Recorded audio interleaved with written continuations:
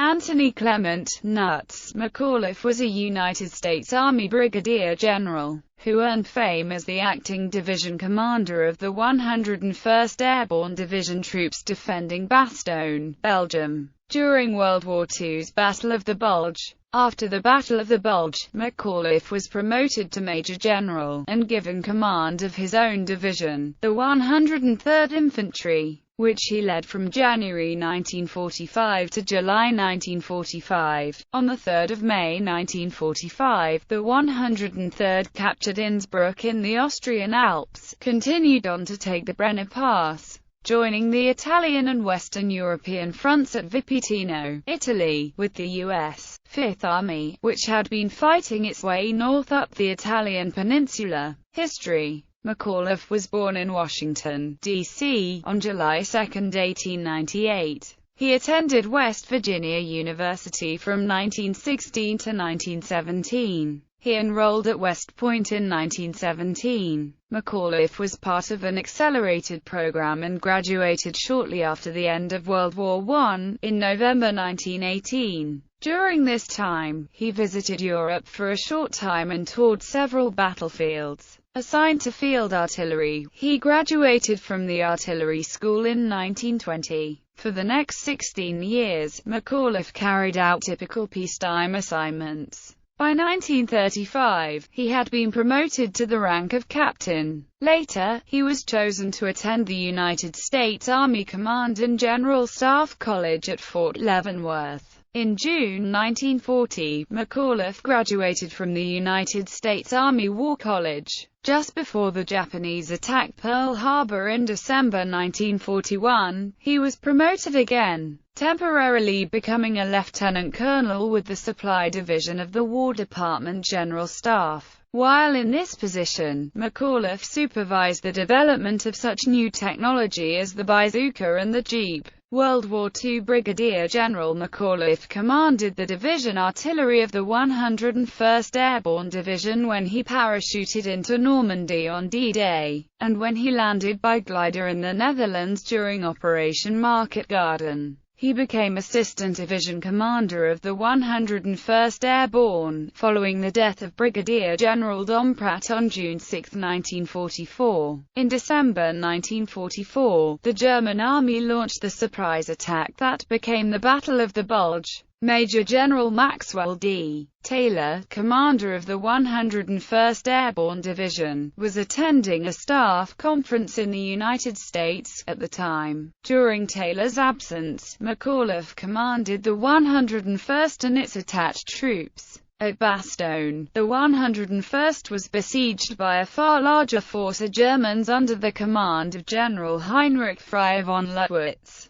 On December 22, 1944, von Luttwitz dispatched a party, consisting of a major, a lieutenant, and 2 enlisted men under a flag of truce to deliver an ultimatum. Entering the American lines southeast of Bastogne, the German party delivered the following to Gen. McAuliffe. To the USA, commander of the encircled town of Bastogne. The fortune of war is changing. This time the USA forces in and near Bastogne have been encircled by strong German armored units. More German armored units have crossed the river are near Authorville, have taken Marsh and reached Street Hubert bypassing through Homper-Sibret-Tillet. Libremont is in German hands. There is only one possibility to save the encircled USA troops from total annihilation. That is the honorable surrender of the encircled town. In order to think it over, a term of 2 hours will be granted beginning with the presentation of this note.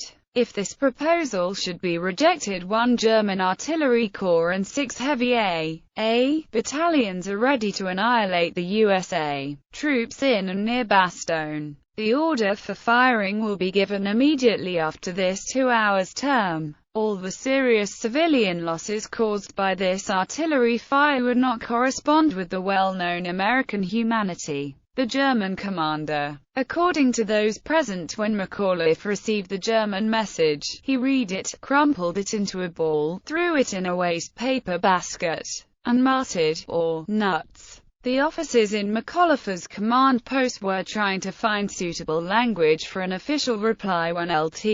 Col. Harry Kinnaird suggested that McAuliffe's first response summed up the situation pretty well, and the others agreed. The official reply was typed and delivered by Colonel Joseph Harper, commanding the 327th Glider Infantry, to the German delegation. It was as follows. To the German commander, Nuts. The American commander, the German major, appeared confused and asked Harper what the message meant. Harper said, in plain English, "Go to hell." The choice of nuts, rather than something earthier, was typical for McAuliffe. Vincent Vicary, his personal aide at the time, recalled that, "General Mac was the only general I ever knew who did not use profane language. Nuts was part of his normal vocabulary." The artillery fire did not materialize, although several infantry and tank assaults were directed at the positions of the 327th Glider Infantry. In addition, the German Luftwaffe attacked the town, bombing it nightly. The 101st held off the Germans until the 4th Armored Division arrived on December 26 to provide reinforcement. For his actions at Bastogne, McAuliffe was awarded the Distinguished Service Cross by General Patton on December 30, 1944, followed later by the Distinguished Service Medal. Immediately after Bastogne, McAuliffe was promoted to Major General and given command of the 103rd Infantry Division on January 15, 1945. His first divisional command assignment, which he retained until July 1945. Under McAuliffe, the 103rd reached the Rhine Valley, March 23, and engaged in mopping up operations in the plain west of the Rhine River. In April 1945, the division was assigned to occupational duties until April 20, when it resumed the offensive, pursuing a fleeing enemy through Stuttgart and taking Munzingen on April 24. On April 27, elements of the division entered Landsberg, where Kaufering concentration camp, a subcamp of Dachau, was liberated. The 103rd crossed the Danube River near Ulm on April 26. On May 3, 1945, the 103rd captured Innsbruck, Austria, with little to no fighting. It then seized the Brenner Pass and met the 88th Infantry Division of the U.S. Fifth Army at Vipitino, Italy, thereby joining the Italian and Western European fronts. Post-war. Following the war, McAuliffe held many positions, including Chief Chemical Officer of the Army Chemical Corps, MG1, Head of Army Personnel. He returned to Europe as Commander of the 7th Army in 1953, and Commander-in-Chief of the United States Army Europe in 1955. He was promoted to 4-star general in 1955. While still in the service, McAuliffe attended the premiere of Battleground in Washington, D.C., on November 9, 1949.